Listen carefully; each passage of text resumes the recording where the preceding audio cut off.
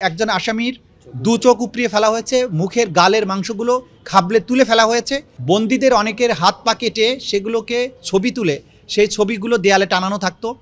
TFI sell হচ্ছে RAB headquarter পরিচালিত RAB 1-এর কম্পাউন্ডের ভেতরে উত্তরাতে অবস্থিত একটা দ্বিতল বিশিষ্ট বাড়ি, যেটার ভেতরে নিচে এবং উপরে মিলে প্রায় 29টি গোপন সেল আছে। তার মধ্যে এমন কক্ষ আছে যেগুলোর আয়তন হচ্ছে 3 ফিট বাই 3 ফিট, যেগুলো সিঁড়ির নিচে অবস্থিত, যেগুলোকে কবর সেল বলা হতো।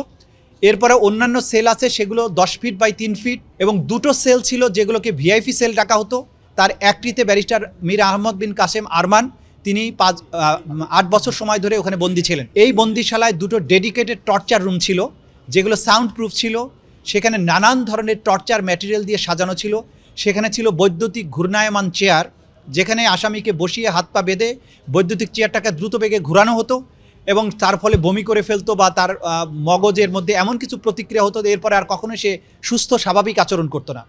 সেখানে ছিল স্টিলের মইয়ের মতো বেড সদৃশ্য এক ধরনের যন্ত্র, যেটার সাথে হাত পা বেঁধে ঘড়ির কাঁটার উল্টা দিকে যেভাবে ঘোরানো হয় সেরকম করে ঘোরানোর ব্যবস্থা ছিল। সেখানে চাবুক ছিল, যৌনাঙ্গে ইলেকট্রোকিউট করার মতো যন্ত্রপাতি ছিল, ওয়াটার বোর্ডিংয়ের ব্যবস্থা ছিল।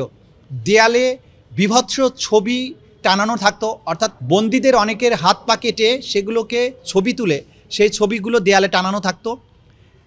একটা ছবি ছিল এরকম যে সেই একজন আসামির দু চোখ উপড়িয়ে ফেলা হয়েছে, মুখের গালের মাংসগুলো খাবলে তুলে ফেলা হয়েছে, পেট কেটে ভুঁড়িগুলো বের করে ফেলা হয়েছে। এমন বিভৎস ছবি দেয়ালে টানিয়ে রাখা হতো।